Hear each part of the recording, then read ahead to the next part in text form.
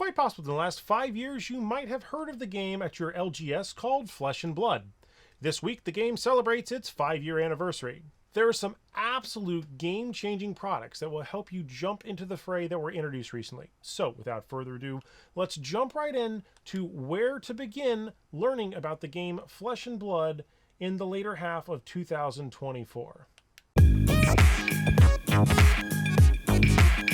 Let's begin by saying that this video will be divided into a few sections. First, if you're brand new to playing Flesh and Blood, or this is your first TCG, in that case, welcome. I'm Jacob. Let's dive right into helping you navigate your journey into the magical world of Wraith. First of all, you'll want to locate a place to play the game Flesh and Blood, and to do this you can simply ask your friends or go to an existing local game store. If you have one, better yet, or if you don't know where you can look at one, you can go to Fab TCG and look at the store locator. It's super straightforward, and it helps identify which stores carry Flesh and Blood, which in turn lets you support them. Going to retailers, then to store locator, allows you to type in your address, in this case my zip code, hitting search, then gives you game stores that are geographically location to where you are. You'll see I have 1, 2, 3, 4, 5, 6, 7, 8, 9, 10, 11, 12, 13, 14, 15 stores on the first page that are within about 20 miles. Now that you have a store in mind, let's look at the first product on my list. Debuting at Gen Con this year, the First Strike decks are the answer to where do you start to learn to play the game Flesh and Blood. You have 2 to choose from, and they pair very well into each other. Aurora, which is the Lightning Runeblade, who's agile and fast, and Terra, the Earth Guardian, who goes pretty tall. Well, that basically means he hits very hard. First Strike is what's referred to as a Blitz deck. That is the lower life total and shorter overall length of gameplay version of Flesh and Blood, which is greater for you to jump in and learn to play. Each of these decks have all the required items, equipment, token, heroes, weapons, and deck to be able to play. There's also an included QR code which links you to a virtual learn to play, or other YouTubers or content creators such as myself have videos on how to play as well. There are other options as well that you may see on your shelf at your LGS, such as the Blitz decks. These decks formerly were purchased individually, but in recent sets such as Part the Mistveil and Rosetta to name a few, they are now kits which have great value. They come with a playmat, a few packs of cards, as well as the Blitz decks themselves. They're referred to as collections, and you get a nifty storage box to house all your collections, and they just frankly look good on a shelf. Groovy. You might even see these on a shelf. Now, I won't go too much further back than these, but this is Heavy Hitters Blitz decks. These were a fantastic set, and I can't stress how amazing this product was for me, and I had a blast. You'd probably enjoy these as well. They came in 6 different variety packs, and they're a little bit older, but they're still relevant.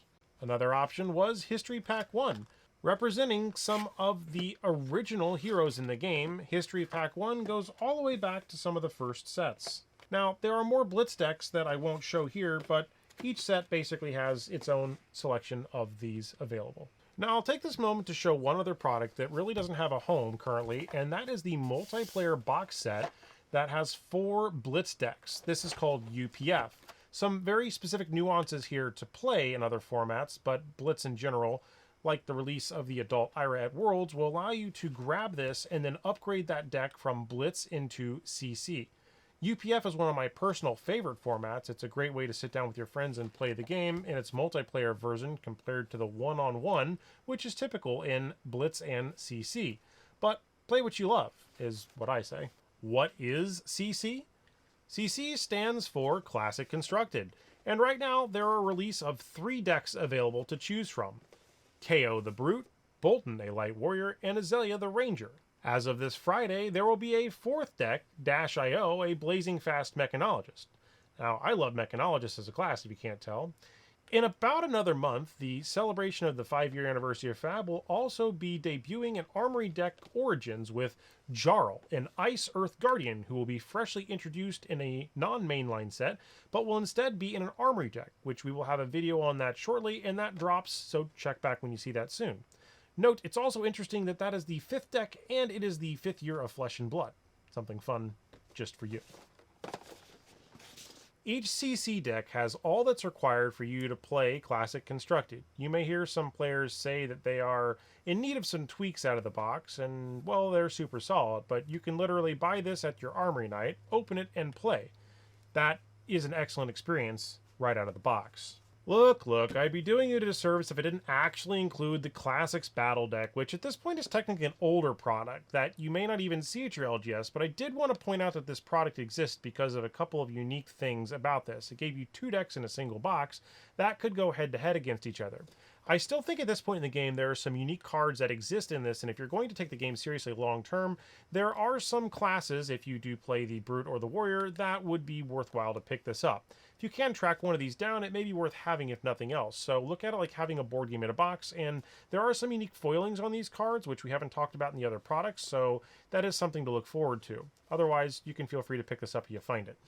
Before I dive into ways that you can expand your collection, once you've decided that you want to get into this game a little bit deeper, I'll first cover some of the diverse array of accessories that Flesh and Blood has to offer. You want to, of course, get sleeves, which I'm showcasing 2 here, and they have heroes on them. They also come with promo cards in the box, so that's kind of unique as well.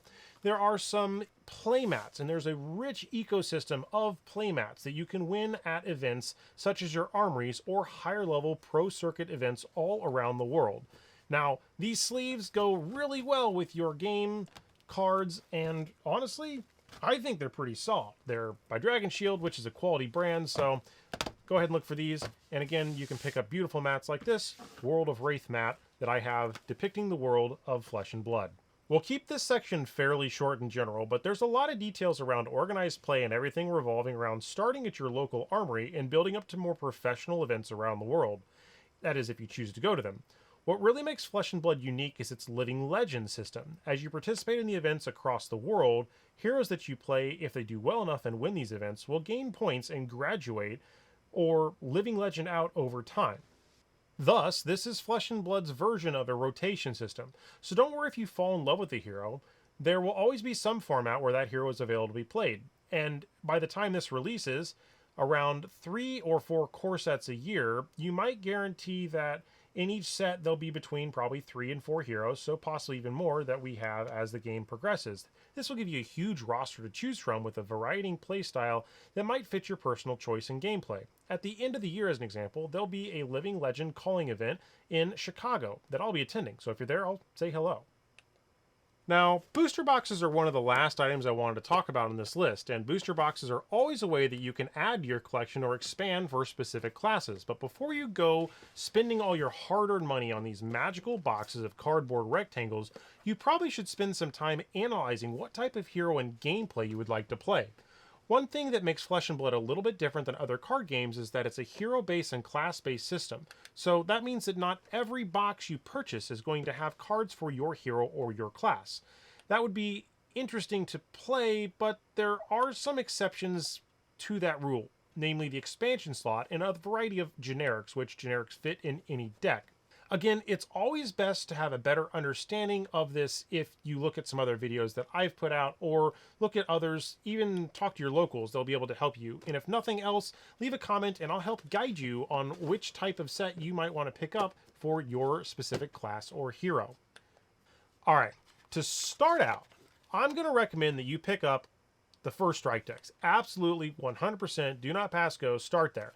Literally, the first thing I would grab is the first strike decks. From there, go for aesthetics. If you like Rosetta and you like the kind of art that is on Rosetta, go for those. If you like Part the Mistveil and you want that more Japanese style of art, go for those.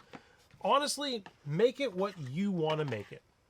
Grabbing the Flesh and Blood collections, namely the Rosetta and Part the Mistveil collections, are a solid first choice because they come with a playmat, the actual decks themselves, and a couple of packs that give you a little bit of variety to understand what's in the boxes.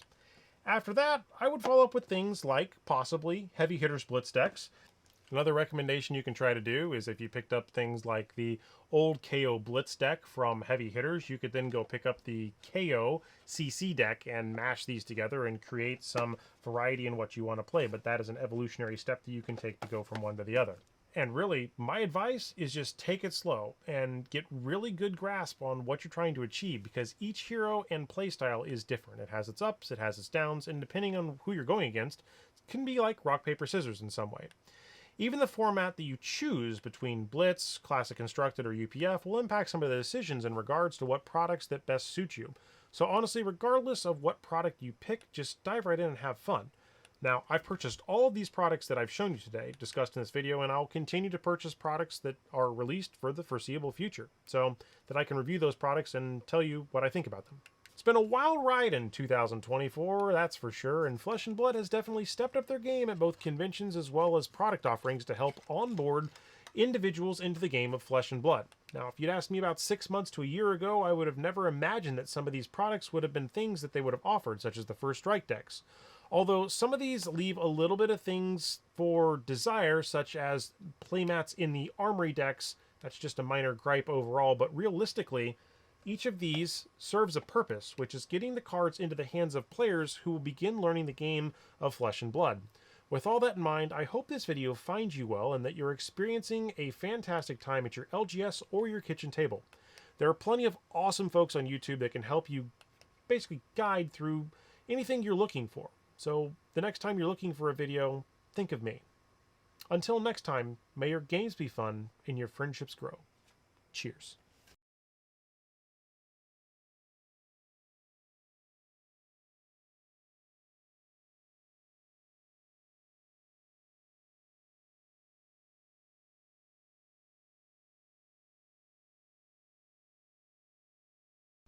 First, if you're brand new to Flesh and Blood, or this is your first TCG, in that case, welcome.